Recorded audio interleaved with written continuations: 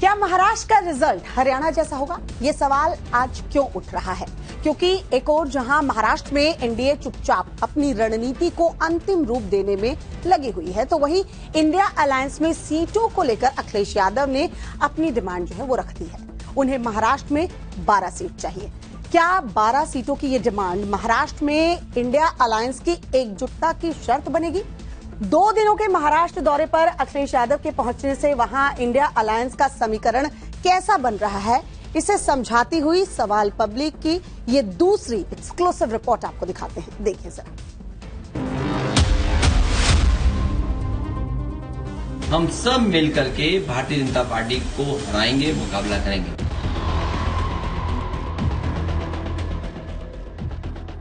PDA यानी पिछड़ा दलित अल्पसंख्यक का फॉर्मूला महाराष्ट्र में चलाने को अखिलेश यादव बेकरार हैं। लेकिन क्या ये पीडीए से ज्यादा इंडिया अलायंस की एकता का टेस्ट होगा? समाजवादी पार्टी महाराष्ट्र की 288 विधानसभा सीटों में से कम 12 सीटों पर लड़ना चाहती है।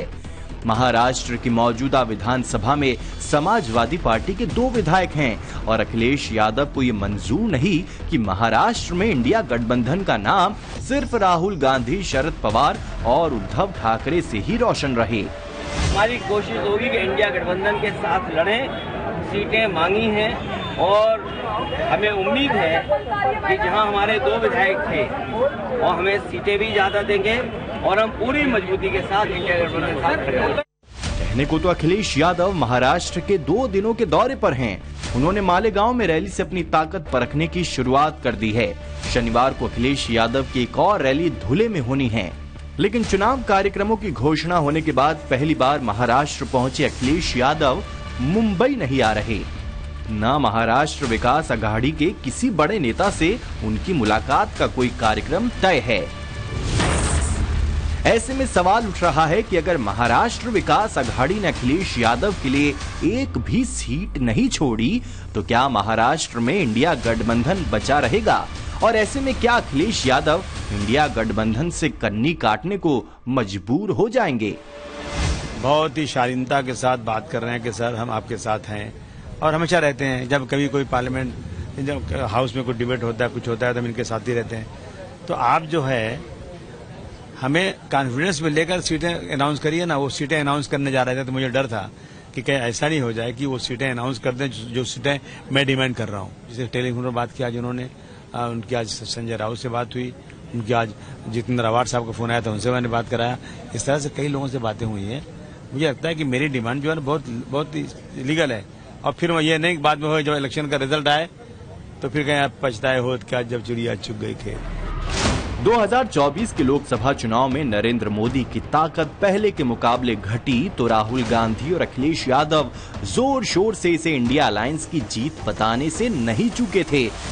लेकिन 4 महीनों तक मोदी का कॉन्फिडेंस खत्म करने की बार बार दोहराई गई स्क्रिप्ट हरियाणा के नतीजों से बिगड़ गई है। हरियाणा में कांग्रेस को लग रहा था कि वो अकेले दम पर चुनाव जीतने जा रही है। राहुल गांधी तो जलेबी की फैक्ट्री जैसी बातें करने लगे थे और राहुल के इसी उत्साह के आगे अखिलेश यादव को वहां अपने कदम पीछे खींचने पड़े थे। हरियाणा में समाजवादी पार्टी ने 2 से 4 मुस्लिम बहुल सीटों पर चुनाव लड़ने का संकेत दिया था, लेकिन आखिर में इंडिया गठबंधन की एकता के लिए अखिलेश यादव की पार्टी ने हरियाणा में कुर्बानी दे दी। लेकिन हरियाणा के नतीजों के बाद अखिलेश यादव महाराष्ट्र में अपने कदम पीछे नहीं खींचने जा रहे, इतना तय है। लोकसभा में सीटों के आधार पर अखिलेश यादव की समाजवादी पार्टी देश की तीसरी सबसे बड़ी पार्टी है। अचानक से मिले इतने बड़े मैंडेट के बाद अखिलेश अपनी पार्टी का फुटप्रिंट पूरे देश में फैलाना चाहते हैं। इंडिया गठबंधन में एकता के नाम पर अखिलेश ने हरियाणा में एक भी कैंडिडेट नहीं खड़े किए। जम्मू कश्मीर में उनकी पार्टी की तरफ से 20 उम्मीदवार खड़े हुए, लेकिन अखिलेश एक का भी प्रचार करने के लिए नहीं पहुंचे। लेकिन महाराष्ट्र में अखिलेश का इरादा फिलहाल पीछे हटने का बिल्कुल नहीं लगता। जहां एक और महाराष्ट्र विकास अघाड़ी से कोई बड़ा संकेत मिलने की परवाह किए बिना अखिलेश यादव ने महाराष्ट्र में रैलियां आयोजित की हैं। अखिलेश यादव के महाराष्ट्र लेफ्टिनेंट यानी राज्य के समाजवादी पार्टी चीफ अबू आजमी ने अखिलेश के महाराष्ट्र दौरे का माहौल ऐसा बनाने की कोशिश की मानो महाराष्ट्र की पॉलिटिक्स का गेम चेंजर आ गया। मसलन अखिलेश को नासिक एयरपोर्ट पर रिसीव करने के लिए 50 गाड़ियों का उनका काफिला मुंबई से निकला तो निकला ही, उसका वीडियो पूरे फिल्मी अंदाज में प्रशंसकों तक पहुंचाने की कोशिश हुई। तो इस बीच महाराष्ट्र विकास अघाड़ी भी ये समझने लगा है कि हरियाणा की हार के बाद महाराष्ट्र में और जोर लगाना होगा। महाराष्ट्र में और ज्यादा जोर लगाने की पहली शर्त यह है कि कहीं से विपक्ष की एकता कमजोर न दिखाई दे। महाराष्ट्र में अखिलेश यादव के लिए सीटें छोड़े जाने को लेकर कोई खुली सहमति तो अभी नहीं आई, लेकिन अखिलेश के महाराष्ट्र पहुंचते ही उनका सम्मान करने की बातें जरूर की गई हैं। ऐसा है, मांग उन्होंने रखी है ना, उनको रखने का अधिकार है, लोकतंत्र है, बड़े नेता है वो अखिलेश यादव जी। मेरी उनकी फोन पे बात हुई, उनका बिल्कुल मान सम्मान रखा जाएगा। निश्चित रूप से उसे तवज्जो दिया जाएगा। प्राथमिक स्तर पर समाजवादी पार्टी और महाविकास आघाड़ी के तीनों घटक दलों के नेताओं की मीटिंग हो चुकी है। उन सीटों पर मंथन हो रहा है। हमारी स्थानीय इकाई इस पर जल्द ही निर्णय लेगी। निश्चित रूप से महाविकास आघाड़ी समाजवादी पार्टी को साथ रखना चाहेगी। हम नहीं चाहते कि धर्मनिरपेक्ष मतों का विभाजन हो, क्योंकि ये लड़ाई जो है ये धर्मनिरपेक्षता वर्सेस जातिवाद की लड़ाई है, नफरत वर्सेस मोहब्बत की लड़ाई है। अखिलेश यादव ने भी अपने महाराष्ट्र दौरे में अगर अपने लिए महाराष्ट्र विकास अघाड़ी से सीटें मांगी हैं, तो इस बात का भी खास ख्याल रखा है कि राज्य के राजनीतिक नब्ज पर उनके सुर एमवीए के साथ मिले सुर मेरा तुम्हारा जैसे ही हों। अगर मुंबई में महाविकास अघाड़ी के नेताओं ने राज्य के चीफ इलेक्टोरल ऑफिसर से मिलकर वोटर लिस्ट में गड़बड़ झाले के आरोपों को हवा दे दी, तो उधर मालेगांव में अखिलेश यादव पत्रकारों को ये बताने से नहीं चूके कि हरियाणा के नतीजों को देखते हुए महाराष्ट्र में महासावधान रहना होगा, क्योंकि अखिलेश के आरोपों के मुताबिक हरियाणा में बीजेपी सरकार मतपत्र से नहीं बनी है। हार के बाद हर दल की सोच बदल जाती है, और हरियाणा जैसा दिल्ली के करीब का बिल्कुल स्टेट, जहां मीडिया, सर्वे, परसेप्शन, जनता का मतदान वो कांग्रेस के पक्ष में था, लेकिन भारतीय जनता पार्टी ने वहां भी सरकार बना ली। इसलिए हमें महासावधान रहना पड़ेगा महाराष्ट्र में, महासावधान। यानी अखिलेश यादव महाराष्ट्र में अपनी तरफ से इंडिया गठबंधन के नैरेटिव को पूरी तरह मजबूत करने में कोई कोर कसर नहीं छोड़ेंगे, लेकिन मसला बस यही है कि बदले में उन्हें महाराष्ट्र में सीटें कितनी ऑफर की जाती हैं। समाजवादी पार्टी की महाराष्ट्र में केवल 2 सीटें ही हैं।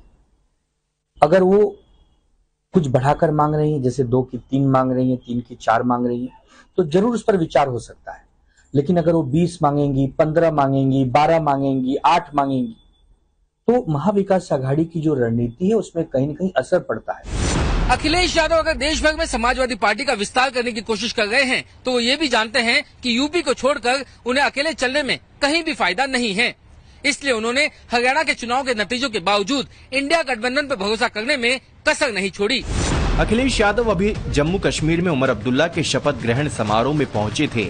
वहां अब्दुल्ला परिवार, राहुल गांधी और इंडिया गठबंधन के अन्य नेताओं के साथ अखिलेश ने एकता की तस्वीर पेश की। अखिलेश यादव ने सोशल मीडिया पोस्ट में लिखा भी, देश प्रेमी हुए एक मत, नई शपथ नया पथ, ये इंडिया की जीत है। जो लोगों की भावना है, कश्मीर के लोगों की जो भावना है, जिनसे उन्हें अधिकार, जिनसे उन्हें सम्मान, जिनसे उन्हें संस्कृति को संरक्षण करने के लिए और संवर्धन करने के लिए आगे बढ़ना पड़ता है, तो हम उसके साथ हैं। क्या जम्मू कश्मीर वाली कहानी महाराष्ट्र में दोहराई जा सकेगी और क्या इंडिया अलायंस की एकता बनी रहेगी, ये लाख टके का सवाल है। महाराष्ट्र विकास अघाड़ी में अखिलेश यादव का सम्मान जुबानी जमा खर्च से होगा या मन माफिक सीटें मिलेंगी, इस पर बहुत हद तक ये बात निर्भर है। उधर सवाल ये भी है कि इंडिया अलायंस की लाख एकता के दावों के बावजूद क्या महाराष्ट्र का फैसला हरियाणा जैसा तो नहीं होगा। Bureau report, times now Navbharat.